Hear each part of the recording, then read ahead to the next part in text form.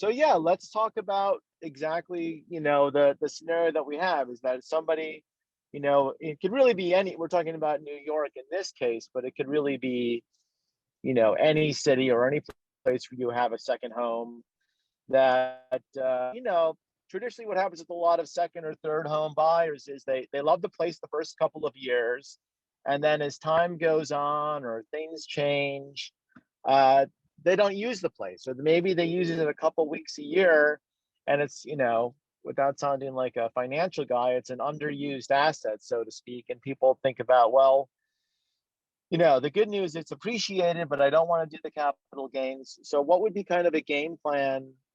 And it sounds like it's kind of a 2-year game plan. What's a game plan for them to do towards a 1031 on this, Eric? Well, so there is, as I mentioned, a safe harbor, as we call it, that creates Mm-hmm. a bulletproof transaction that should stand up to any scrutiny, whereby if the investor does not use the property personally more than 14 calendar days or 10% of the amount of time that they've rented it out for the 2 12-month cycles before they sell, and they in Got fact it. rent it out for at least 14 calendar days, and then do that on the replacement property, same thing, limit their usage and in fact rent it out, that should stand up.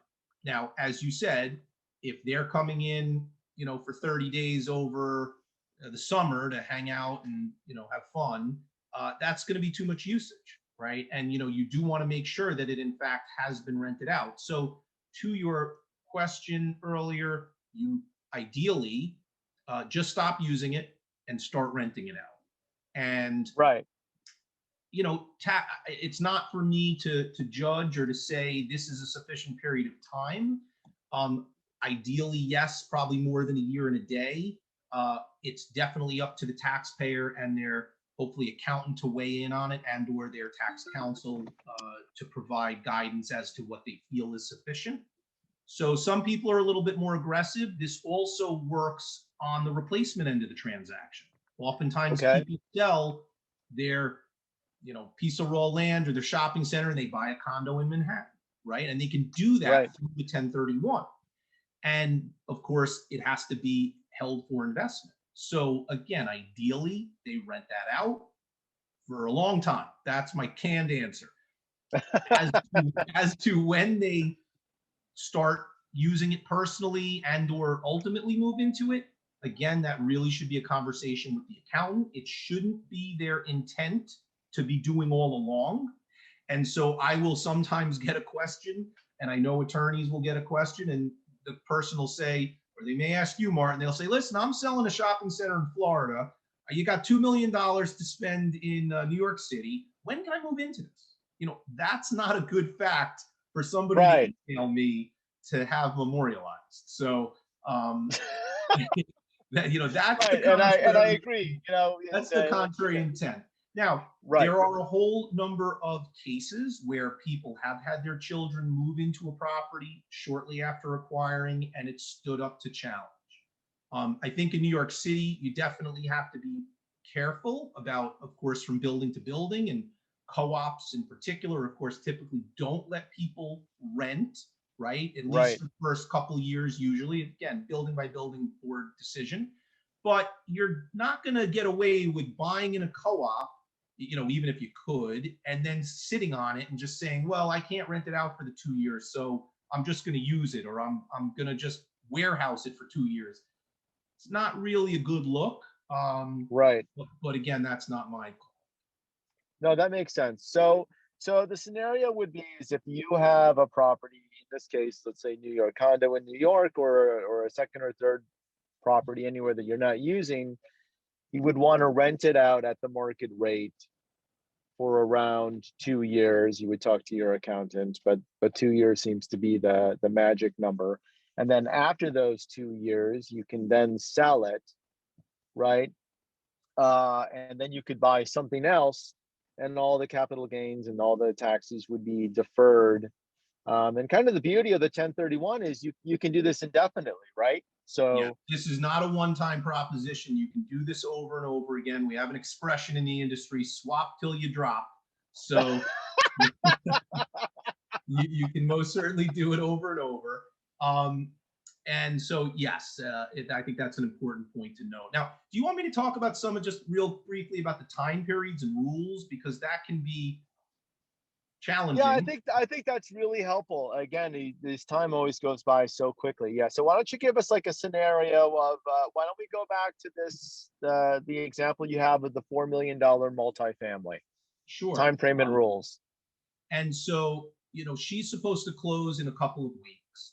And once she closes, and so I get a copy of the contract title report. If it's owned in a trust or an LLC, I'll get those respective documents. In this particular case, she owns it individually. So I get a contract title. We set up all the paperwork. I send that to the attorney as well as to the taxpayer. We get it all completed and back to us.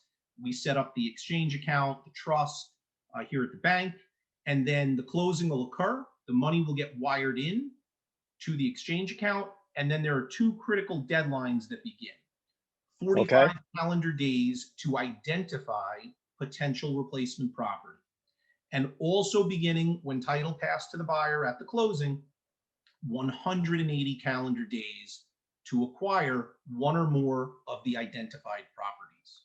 So those are the periods of time people often confuse them. I hear, oh, I know I have 90 days. I hear all sorts of stuff. It's 45 calendar days to identify. So, it's something that clock goes real quick. People should try to line their ducks up the best they can, at least get into contract on a replacement property, before that deadline, so they can sleep a little bit easier knowing they should be able to buy one or more of their identified properties.